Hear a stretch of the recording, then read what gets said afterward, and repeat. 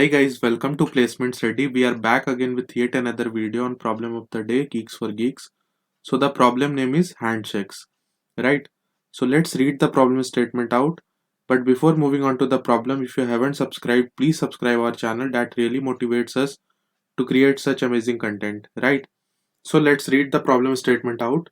So here we are given n persons sitting on a round table. Any person can do a handshake with any other person, right?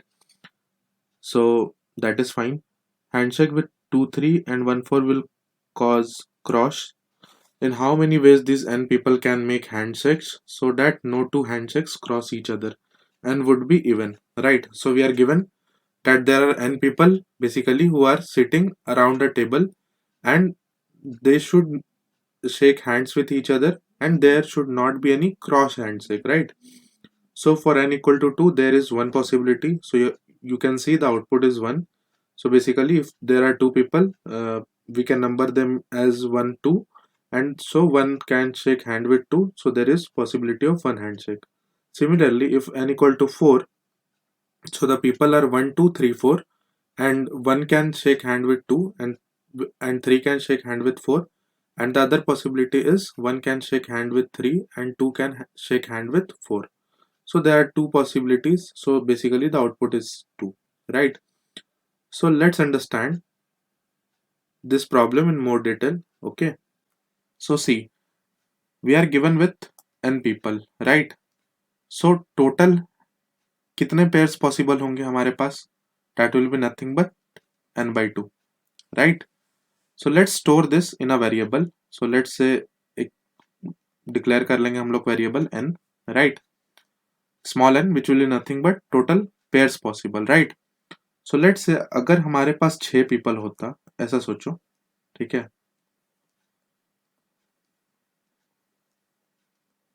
So we have to find the total number of possibility, right? कि cross check ना हो. So 3 can combine with 4, right? So let's say ये एक pair हो जाता, तो यहाँ पे हमारे पास एक पेयर की पॉसिबिलिटी होती और यहाँ पे एक पेयर की पॉसिबिलिटी होती, right? So total we have n pairs, right? अब लेट्स से कोई भी एक ith पेयर है, ठीक है? उससे पहले हमारे पास कितने पेयर्स होंगे? i-1, है ना? और उसके बाद we have i+1 to n, right? अब इससे कोरिलेट कर सकते हो इसे, right? So total number of ways for a given i, right? अगर हम लोग इसका रेकरेंस लिखने जाएं तो that will be nothing but f of i-1 into f of n-i, right?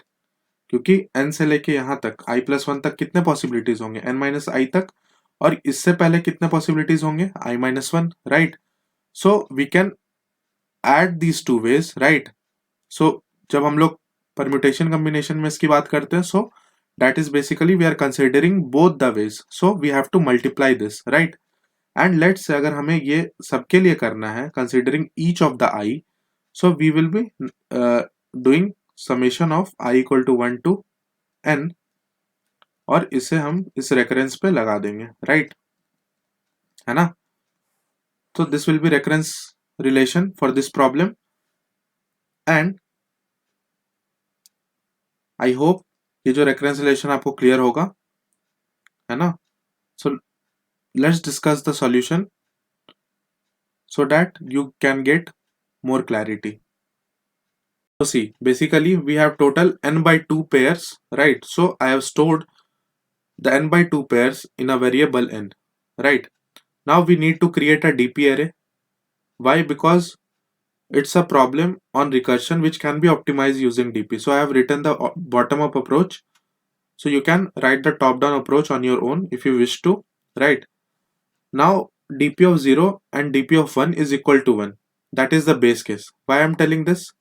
Now think of this, like if there are no people, right? So there is one possible way, like there could be no handshake, right? तो अगर कोई handshake नहीं होगा तो एक possibility तो है, अगर हम लोग पावर सेट की भी बात करते हैं तो वहां पे एक पॉसिबिलिटी होता है ना नल सेट का, तो एक बेस तो है वहां पे हमारे पास. लेट्स से अगर दो पीपल हैं, राइट? तो n की वैल्यू कितनी हो जाएगी? 1. तो dp of 1 is will be equal to 1, क्योंकि 2 पीपल है तो उनके लिए एक तरीका तो होगा ही हमारे पास, है ना। अब लेट से जो हमारे पास बचे हुए पीपल्स हैं उनके लिए हम लोग जब आइटरेट करेंगे, राइट, तो वो कैसे निकालना है। तो बेसिकली वी विल अज्यूम कि there are no handshakes possible first. So हमने क्या किया, DP of i equal to 0 को इनिशियलाइज कर दिया। Now what we are left with, we will check जो आई से पहले तक और आई के बाद तक, राइट। सो वो हम लोग कैसे निकाल रहे होंगे, यूजिंग अनदर फॉर लूप। सो 0 से लेके आई तक के लिए रन करेगा, राइट। तो इसके लिए मैं आपको एक थोड़ा सा आइडिया दे देता हूँ। देखो ये 0, ये आई है, ठीक है। तो 0 से i-1 के लिए रन करा, और यहाँ पे ये लास्ट इंडेक्स n-1 होगा, राइट। अगर हम लोग एन जीरो बेस्ड इंडेक्सिंग की बात करें, राइट, ये रेकरेंस रिलेशन आपका n equal to 1 based indexing के लिए है। अगर n minus zero based indexing की बात करें, तो we have the last index at n-1। तो ये टोटल एलिमेंट्स कितने हो जाएंगे, भी हमारे पास n-i-1, राइट। सिमिलरली ये सारे एलिमेंट्स कितने हो जाएंगे, बेसिकली i, है ना, टोटल i-1 प्लस 1। सो ये i हो जाएगा। तो अगर आप हर एक j के लिए, लाइक यहाँ पे i है, और अगर आप j के लिए एक फॉर लूप चलाओ, तो ये क्या हो जाएगा, n will be replaced with what, i, and j will be i will be replaced with j, right. So that's why here it is dp of j and i minus j minus 1। So उन दोनों को multiply करेंगे और dp of i में add कर देंगे, simple है। And finally we can return dp of n। So I hope जो लॉजिक है प्रॉब्लम का and the solution is clear to you. Now let's understand this time and space complexity. Okay, so let's understand that time and space complexity. तो देखो हम लोग क्या कर रहे हैं, यहाँ पे एक i इक्वल टू 2 से लेके i less than equal to n तक के लिए फॉर लूप चला रहा है, राइट। तो this n is nothing but n/2, है ना। एंड अंदर क्या हो रहा है, j इक्वल टू 0 से लेके j लेस देन i तक चल रहा है लूप। तो जब i n होगा तो ये j कहाँ तक चल रहा होगा, 0 से n-1 तक के लिए, right. So in worst case we can say the time complexity is nothing but n into n, right, and the space complexity is nothing but big O of n, right, where n is nothing but capital N/2.